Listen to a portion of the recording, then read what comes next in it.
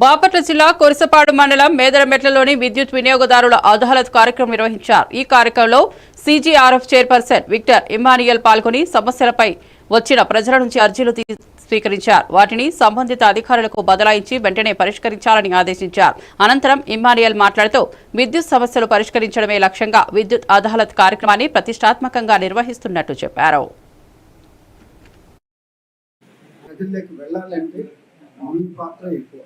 అది నేను భావిస్తున్నా. ఎందుకంటే మేమేమి పెట్టినా వాళ్ళకి తెలియకపోవచ్చు. మీ యొక్క పత్రిక అయితే ఏమి మరి వీడియో లేకపోతే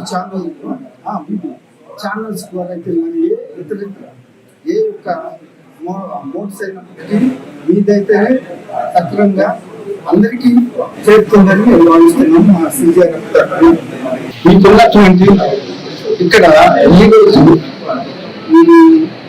మేదరమెట్ల ఈ యొక్క సబ్ డివిజన్ లో మాకు ఈ యొక్క వినియోగదారుల సదస్సు మేము ఏర్పాటు చేసుకునే అవకాశం కలిగినందుకు మేము చాలా సంతోషపడుతుంది. మా సీజీఆర్ఎఫ్ తరఫున వాటిని మార్చడం కానీ మార్పించడం కానీ తర్వాత క్లబ్ చేస్తుంటారు.